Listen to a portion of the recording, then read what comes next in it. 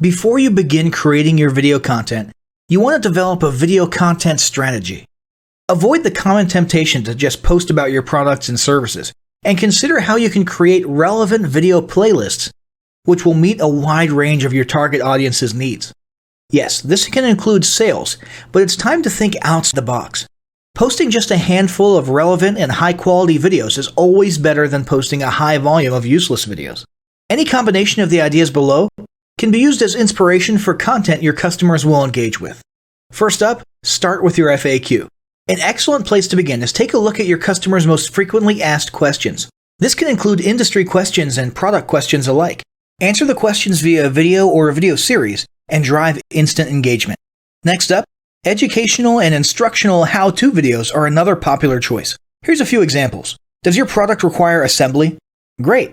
Create a step-by-step video of how to put it together. Do you sell a digital product? Create a video of the screenshots for performing common or advanced functions using your software or app. Do you sell a tool that can be used for a versatile range of functions? Create a video highlighting its most common features or functions. For example, a makeup demo. Is there an adjacent software, product, or tool your customers use? Create a video on how to integrate it with your product. You can even create videos that you use to train your team and post it online in an invitation-only video playlist. Next up, client testimonials. Your passionate and happy customers are often eager to share their great experience with others. The next time you receive a raving online review or direct email, ask the customer if they would be willing to record a client testimonial. And yes, it's okay to incentivize them for their time. Then there's live streaming an event. If you have an upcoming live event, fundraiser, speech, product demo, or convention, take a few minutes to record the event and upload it to your YouTube channel. How about interviews and team profiles? One of the ways to connect and engage in our current digital world is to do an online interview or video profile. This can be short and sweet and answer a few questions, or a little more robust. The goal is to make you and your team feel human and relatable. Also, take advantage of the opportunity to interview industry innovators you come across, and post the video to YouTube. Then there's mini commercials. Most small or mid-sized businesses don't have the budget to produce and place a TV commercial for local or nationwide placement, which makes YouTube videos the ideal alternative. In most cases, it's still best to have an online video expert produce and create your mini commercial, including professional audio, voiceover, scripts, graphics, and editing. However, the price will be far more cost-effective than a commercial designed for TV. That being said, you can turn to DIY video tools to create whiteboard videos, videos from images, or to edit the footage you shoot. Some of the best DIY video tools include Nutshell, Magisto, Animoto, VideoShop, iMovie for the iPhone, and iMovie for Macs. Then there's videos that support your content. As mentioned earlier when we were talking about statistics, when given the choice, 59% of executives would rather watch a 30 to 120 second video as opposed to reading a blog post, article, or email. Also, email marketing campaigns with videos have a 96% higher email open rate. This means you should look for ways to create image, text, and whiteboard videos that support your written content. The DIY tools above will help, or outsource to a video designer. Share your story. Don't discount the value of sharing engaging content designed to share your company's story, or a story that'll emotionally connect with your subscribers. For example, think of all the viral animal and baby videos that trend on YouTube. While babies and pets may not be relevant to your target audience, actively look for other ways to share stories that will brand your business in a positive light. Now, let's talk about mapping out your video content plan. Use the video categories above to break your video content up into relevant playlists and map out how many videos you want to create each quarter. Your organic and your paid video marketing plans must be integrated with your entire online and social media marketing plan. For example, after your video goes live, you can add it to an upcoming blog post as well as share it to your other social media platforms. In fact, let's talk about posting videos outside of YouTube. One of the unique things about video content is that unlike blogs and articles, you can post the same video in multiple places online.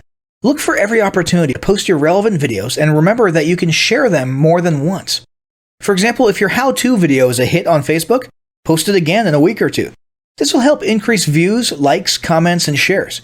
Here's just a few places to post your videos: Facebook, Twitter, Instagram, Snapchat, LinkedIn, and other social platforms like that. Within articles and blog posts. Within relevant paid ads. Upload to relevant email marketing campaigns. Add to one-off relevant emails. Add to your newsletter. To relevant website pages. To the video section of your website. Even if you have the option to add a video independently from the source file and not just from YouTube, upload the YouTube link. This will help to create more backlinks and send more traffic back to your YouTube channel. Next up, organically optimize your YouTube videos. Before you upload a new video to YouTube, you must make sure it's organically optimized. This is similar to optimizing your profile image and banner as detailed earlier, but a bit more in-depth. First, there's renaming your video file. Before you upload your new video to YouTube, create an SEO-optimized file name. Use Google Trends or a paid keyword tool to name and save your video with relevant keywords. For example, you may be tempted to name your videos chronologically, but the perfect smoky eye is a better name than makeup tutorial number 12. Input all metadata. If you're familiar with filling out the metadata for your web pages and blog posts, it's somewhat similar within YouTube. Your title needs to include the question and/or relevant keywords viewers will type in when searching for information on YouTube. The more specific, the better. Just make sure your video name makes sense. Then, there's the description. Utilize video description to highlight the key points within your video. While the description can be up to 5,000 characters, the first 160 characters with spaces is all that populates in the search results. In other words, make sure there's a keyword or two in the first 160 characters, and don't forget to invite your viewers to subscribe to your channel. Captions and subtitles. Search engines can't crawl for videos, but they can crawl and index your captions and subtitles, so make sure they're SEO optimized. Don't forget to add links. You want to be sure to add relevant external links to your video description. While you certainly want to link back to your website, sales site, or other social media platforms, your organic performance may improve if you find quality links that are relevant to your videos. For example, link back to the official source of your statistics. Where many B2B and B2C marketers fail is in uploading videos to YouTube without organically optimizing their files and metadata, and without a plan for posting their video content elsewhere. With the strategic approach above and a steady stream of new videos, your subscription base and YouTube video community is sure to grow. Now, as great as all of this info is, it's not going to be of any use to you or your business if you don't apply what you've learned. So, roll up your sleeves and get ready to execute the steps in the following battle plan. Step 1. Spend an hour brainstorming your YouTube marketing goals. Step 2. Think about what kind of videos are most useful for your business or niche and develop a content plan. Step 3. Take 15 minutes to create and optimize a YouTube channel in accordance with what you learned in this guide. Step 4. Start recording and uploading the first videos you decided on in Step 2.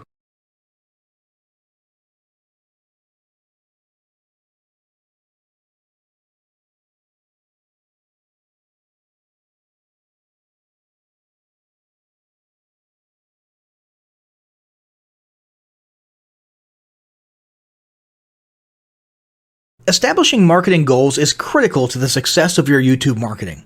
Countless entrepreneurs and businesses have set up a YouTube presence, made a few posts, and then let it sit untouched for months or even years.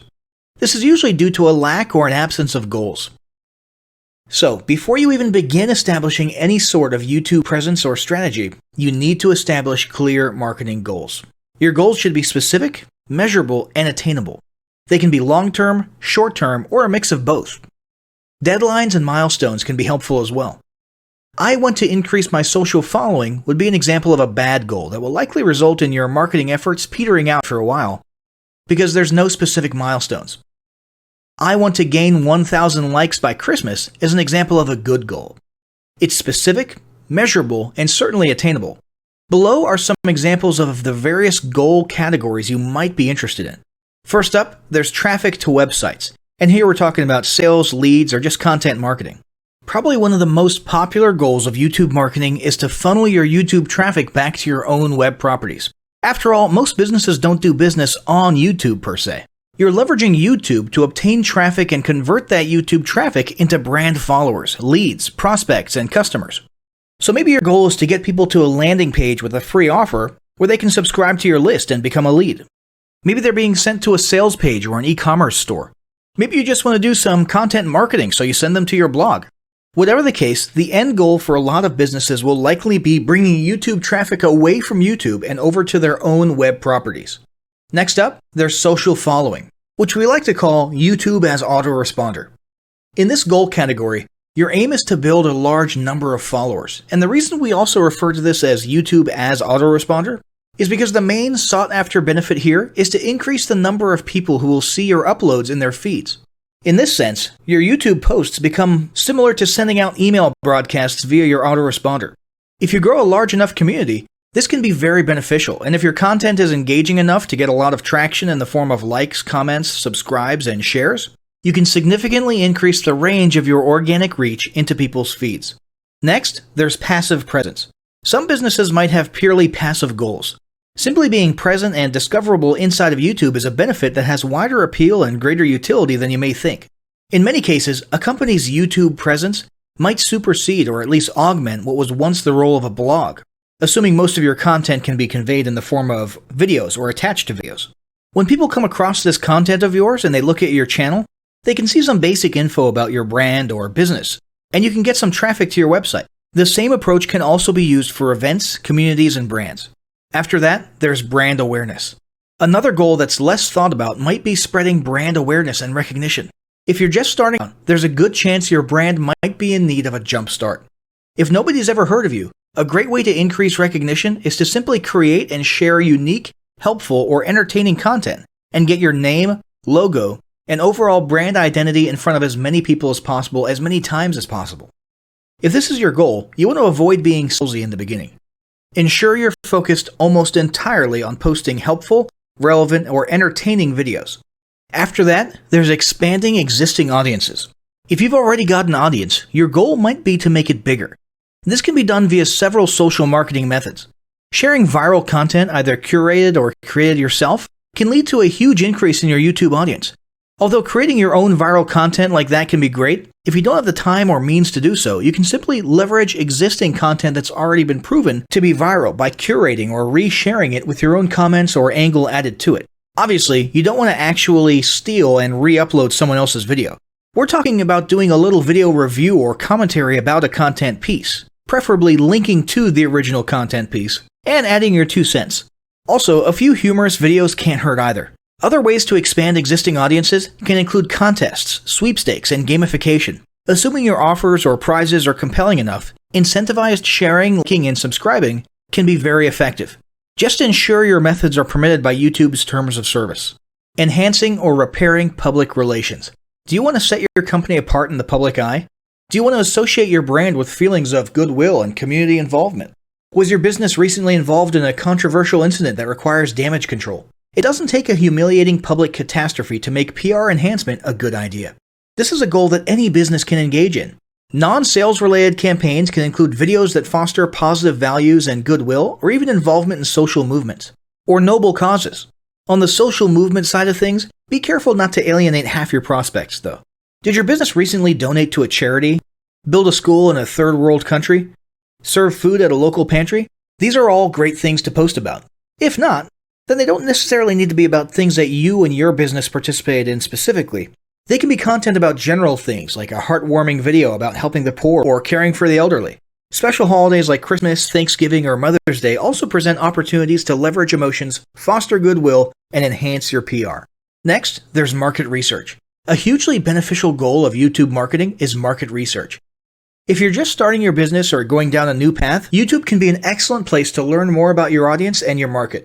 This can be done in a structured way with things like mentioning surveys and questionnaires at the end of your videos and linking to them in the description, or in a less structured way by simply engaging with your audience, commenting, asking questions, and so on.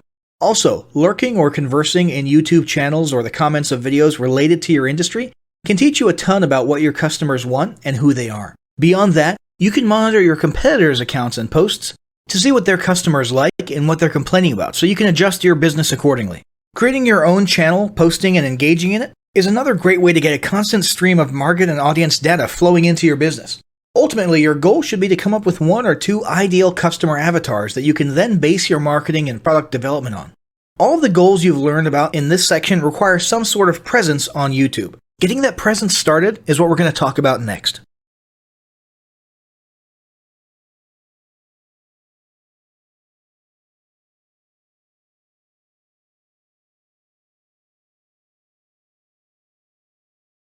Established in 2005, YouTube is one of the first global social networks around, and its relevance continues to do nothing but grow. The video content posted, viewed, and shared on YouTube can be watched on desktops, laptops, notebooks, smartphones, and now smart TVs, any time of day or night. YouTube attracts a larger range of demographics across all ages, hobbies, interests, and careers than any other social media platform. And YouTube videos can generate high search engine page ranking. And of course, the most obvious benefit is that the combined audio and visual aspects of video content will make your message much more memorable than plain textual content. As the demand for quality video content increases, YouTube continues to gain more subscribers. Let's have a closer look at the statistics to gain a better idea of the benefits of creating an organic video marketing strategy. Worldwide, YouTube has over 1 billion users. Yes, a billion. And a whopping 30 million of them watch videos every day. An astounding 5 billion videos are viewed each day, totaling in over 500 million hours of daily viewing. Over 300,000 new videos are uploaded daily. 80% of people ages 18 to 49 regularly watch YouTube videos. Over 50% of YouTube videos are viewed on mobile devices. The average mobile viewing session lasts 40 minutes. So there's an amazing opportunity to connect with your audience there. 38% of users are female and 62% are male. So clearly the general stats and demographics are there. And by themselves, they justify using YouTube as a marketing channel. But the marketing-related stats are even more compelling. Today, around 87% of online marketers use video content. 1/3 of all online activity is watching videos. 92% of mobile video viewers share the content that they watch. And when given the choice, 59% of executives will choose video content over written articles. Video drives a 157% increase in organic traffic from search engine result pages, or SERPs. The click-through rate of email with videos is 96% higher. Content retention increases from 10% to 95% when comparing video to text. Users spend 88% longer on websites with video. Blog posts with video attract 3 times more inbound links. Adding video to ads increases engagement by 22%, and 85% of businesses have in-house staff who curate their video content, which shows you how important all your competitors think video marketing is. That pretty much settles it. You obviously need to be marketing on YouTube. Next up, we'll talk about establishing YouTube marketing goals.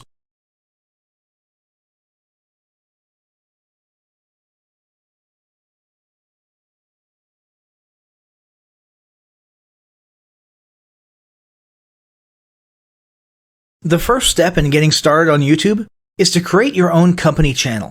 If you already have a company channel, you can organically optimize your channel with the tips below. First up, selecting your channel name. Now, in a perfect world, your channel name will be your business name. If your business name is already taken, get as close to your business name as possible. For example, you could abbreviate your name or add or delete identifiers such as Inc. If the product or service you're promoting is singular or in a clear niche, try to look for a creative, catchy, and memorable channel name. However, you must be forward-thinking when you select your channel name. For example, if you expand your product lines in the future, would you have 2 separate channels or 1 cohesive channel? If appropriate, you could even use your first and last name as your channel name.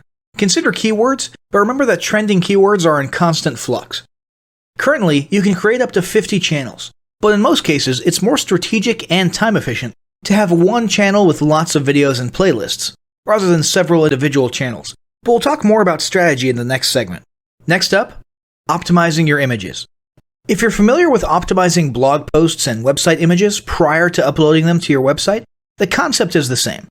This is one of those tiny details that many people underestimate or simply don't know exist, but can go a long way in organic YouTube and search engine optimization. The best way to optimize your images is to use Google Trends or a paid keyword tool to identify the best keywords. Then, name and save your YouTube profile pic and banner with the most suitable keywords.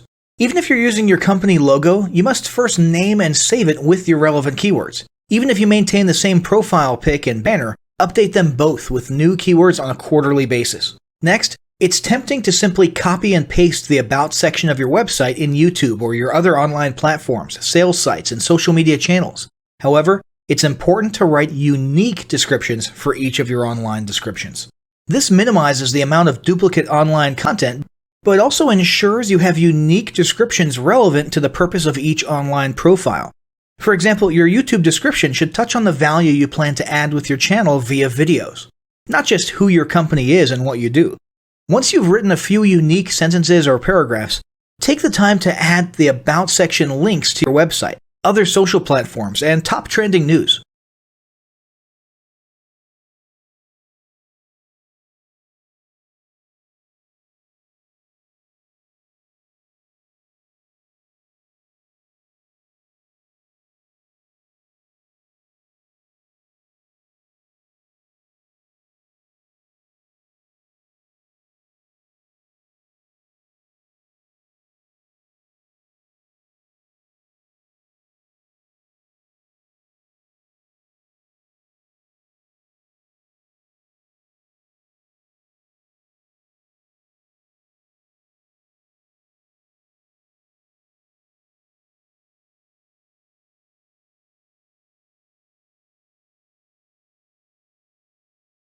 Alright guys, I'm going to give you a quick tutorial on how to rebrand these Viking PLR packs if you so choose.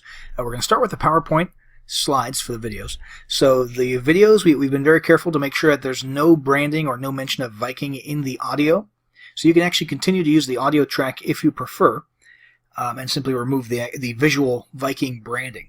The easiest way to do that is going to be to come to each image. There's 3 Viking images in each slide presentation, and what you'll do is you'll right click, you'll come over here to change picture, choose from a file, and I'll just grab a random image here.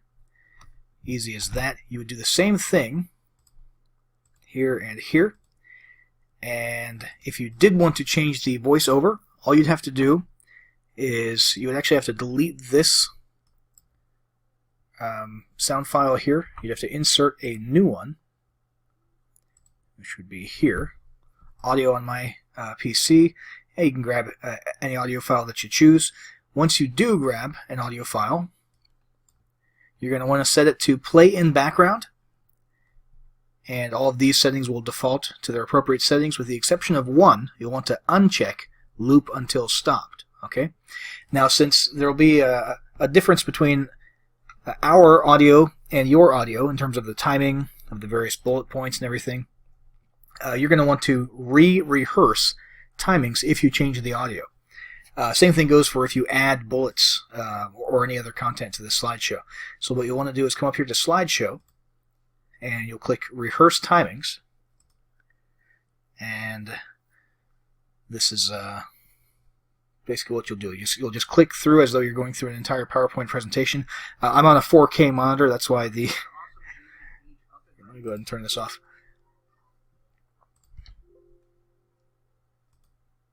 Yeah, sorry. So I was on a 4K monitor, so that's why it looked all zoomed in there.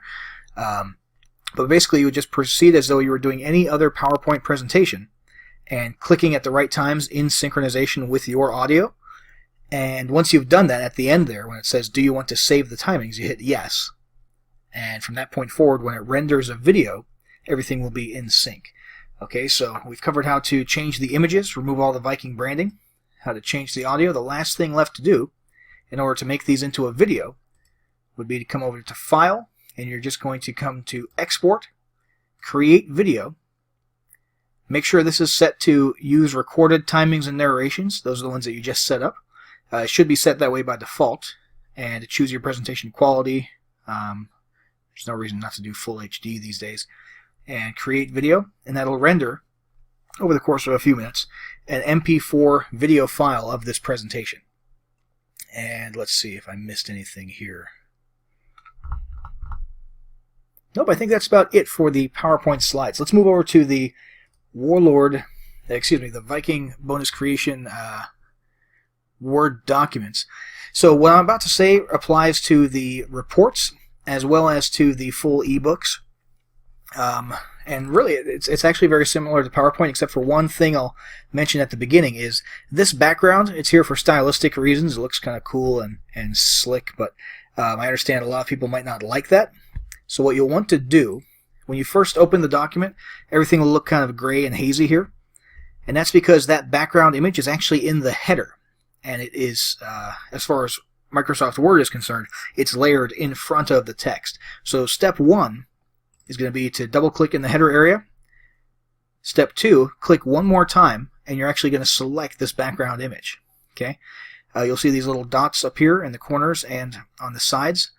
That's how you can resize this. If you want to keep this background and you just want to get rid of it temporarily while you edit and change things so you can see a little more clearly, that's all you do. You just drag it to the side, and then remember to drag it back over before you finally render or export your document.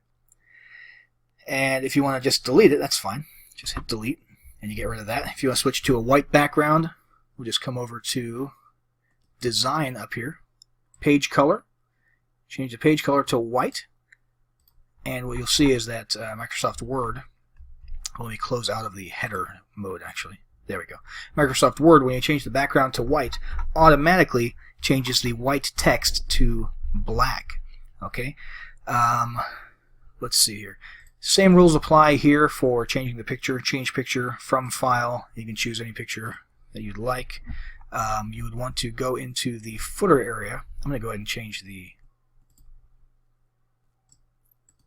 page color back to black. It's worth noting here that in the footer area it does not automatically change this text to black if you change the background to white, so you'll want to come in and manually do that. Just up here under Home, and you can obviously change colors up here. And you're going to want to come in here, obviously remove the Viking branding from this, replace this image, and look for any other references. There shouldn't be any other references to Viking branding with the exception of down here inside of the reports where it actually recommends that your customers or your leads grab the ebook inside of each of the reports. But you can always just do Control F and look for the word Viking, see if there's any other Viking branding that we missed. We made sure not to include any in the actual body of the document in the case of the ebooks. And that is about it for the Word documents, guys. I just want to reiterate, when you distribute this to your audience, it needs to be in PDF format. So you're going to come up here to File, and you're going to save as Adobe PDF. Simple as that. Same thing goes for the PowerPoints. You can only distribute the video files once you export it as an MP4. You cannot distribute the actual presentation slides themselves. Again, unless you upgraded and got the master transferable PLR rights, in which case you can sell PLR rights to these. But if you just got the standard package of our Viking PLR bundles, and you're just distributing these to end users under your own PLR rights, make sure that when you distribute, you're only dealing with PDFs and video files, not with any Word documents or PowerPoint slides. That's about it for the tutorial. Guys, if there's any information here that I didn't cover or that you don't understand about rebranding, feel free to send us a support ticket, and if necessary, we'll go ahead and update this tutorial and re-upload it to the members area. All right, thanks, guys.